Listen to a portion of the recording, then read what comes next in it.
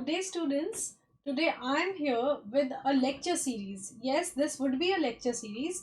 I will deal with various Latin maxims which are important for your CLAT in various parts. Today, this video is the part 1 for the same. So, let's start for today. First is consensus ad idem. The Latin maxim is consensus ad idem, which means meeting of minds for the same thing in the same sense. ये contract act का एक important terminology बनती है, important part बनता है. It is specified in bare act as well. इसका मतलब होता है when two parties are agreeing regarding something, तो दोनों को क्लियरिटी होनी चाहिए कि वो किस चीज को लेकर और किस एलिमेंट को लेकर एग्री कर रहे हैं, एंटर हो रहे हैं कॉन्ट्रैक्ट में. इवन अगर दोनों में से किसी एक पर्सन के पास भी ऐसा होता है कि the person is believing it to be something else और दूसरा वाला जो है वो कुछ और समझ रहा है, तो हम बोलते हैं there was no consensus ad idem, hence the contract is void. जो बाईलैटरल मिस्टेक्स होते हैं, इफ यू आर अवेयर, आपने कॉन्ट्रैक्ट एक्ट पढ़ा होगा, उसमें bilateral mistakes by the parties मतलब दोनों पार्टीज जो ए एंड बी दोनों पार्टीज हैं उनको मिस्टेक ऑफ फैक्ट होता है, तो हम बोलते हैं as there was no consensus ad idem so the contract stands void here. I hope this Latin maxim is clear. Next is quid pro quo. Again, this is regarding the Contract Act. इसका मतलब होता है something for something. When we study consideration, हमने consideration पढ़ा है, उसकी definition अच्छे से पढ़ी है, तो वहाँ पे Latin maxim जो use आता है वो है quid pro quo. किसी एक चीज के बदले दूसरे चीज. Contract Act में it is specified that there can be no contract without consideration.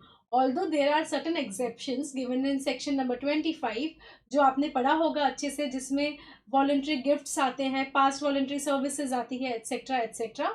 But जो ये मैक्सिम है ये डिनोट करता है कि एक चीज के बदले दूसरी चीज देनी जरूरी है, तभी कोई कॉन्ट्रैक्ट फॉर्म होगा. नेक्स्ट है वॉइड एब इनिशियो. वॉइड एब इनिशियो जनरली यूज होता है, it means void from the beginning. शुरू से, जब से वो कॉन्ट्रैक्ट बना है तब से ही हम उसको क्या मानते हैं कि it is not in existence, it is void. आप कोर्ट में उसको लेके नहीं जा सकते हो. वॉइड एब इनिशियो वर्ड जो था वो मोहरी बीबी का केस, इफ यू आर अवेयर, उसमें फर्स्ट टाइम माइनॉरिटी मतलब मेजर एंड माइनर एज के रिगार्डिंग यूज हुआ था और कोर्ट ने ये हेल्ड किया था any contract with the minor is considered to be void ab initio, that is void from the beginning. Next is res ipsa locato. res ipsa locato जो terminology है ये हमने टॉर्ट लॉ में पढ़ा है, टॉर्ट लॉ का part बनता है बेसिकली. ये टॉर्ट लॉ में नेग्लिजेंस जो एक चैप्टर है उसके अंडर आता है. इसका मतलब होता है thing speaks for itself.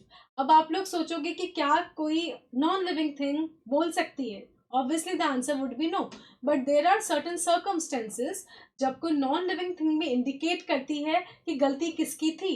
For example, अगर किसी डॉक्टर ने ऑपरेशन परफॉर्म किया है and some instrument was left inside the stomach और एब्डोमेन ऑफ द पर्सन, तो जैसे ही अगर सोनोग्राफी होगी पता चलेगा कि इंस्ट्रूमेंट वहां पे है, मतलब वो इंस्ट्रूमेंट अपने आप में इंडिकेट कर रहा है कि नेग्लिजेंस किसके पार्ट पे थी, डॉक्टर के पास पार्ट पे थी. इसे हम बोलते हैं res ipsa loquitur, thing speaks for itself. This is a Latin maxim जो बहुत बार पूछा जाता है, तो यू शुड नो.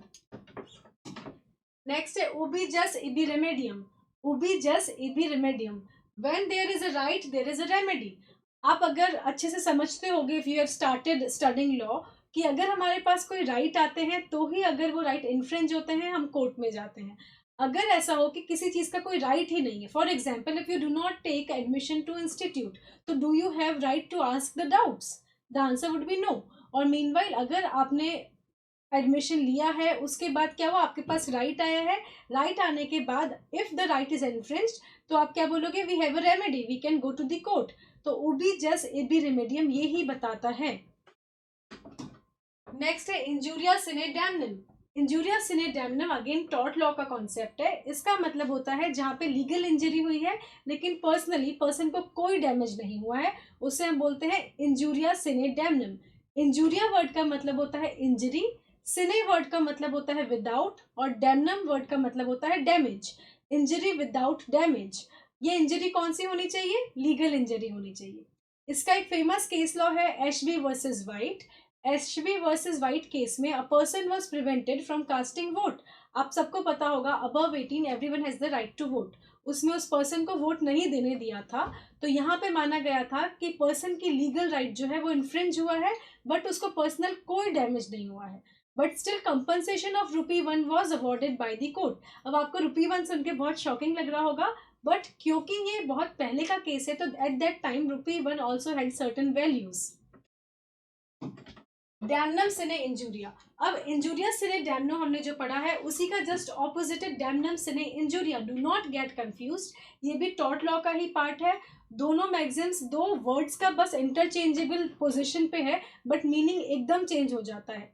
तो आपको बहुत अच्छे से ध्यान रखना है इंजूरिया सिने डैमनम क्या है और डैमनम सिने इंजूरिया क्या है, क्योंकि बहुत बार ये पूछा जाता है।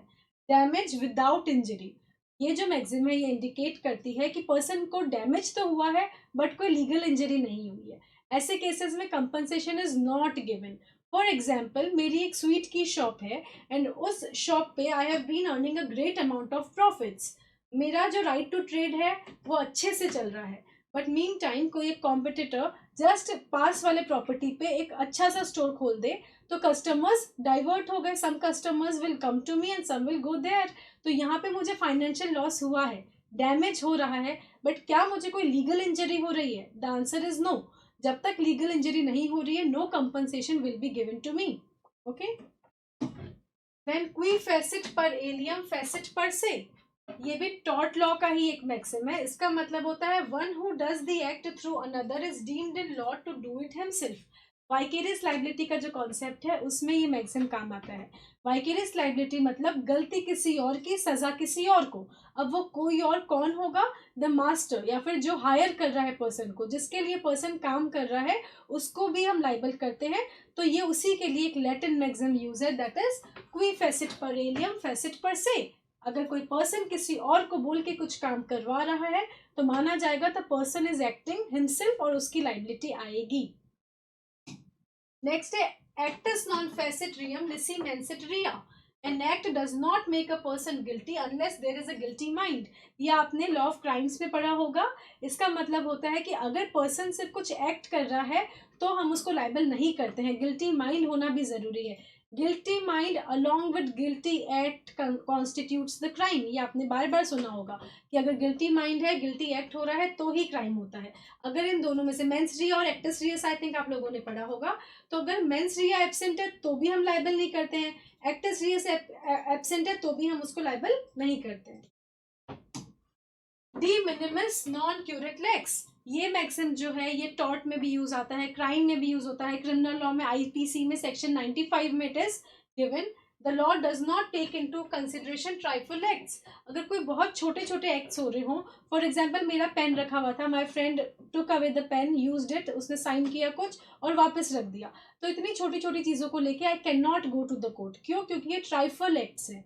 ठीक है, तो ये एक मैक्सिम से डिनोट करते हैं हम, de minimis non curat lex, the minimum things are not punishable और not taken to the court. आज के इस वाले वीडियो में हमने शॉर्ट में सिर्फ ये 10 मैगजीम्स कवर करी है। नेक्स्ट वीडियो में वापस सीरीज में we will cover the next 10 important maxims. Meanwhile आप लोग ये रिवाइज करें, बार बार पढ़ें और इन 10 मैगजीम्स को टिप्स पे याद कर लें। Okay, thank you so much.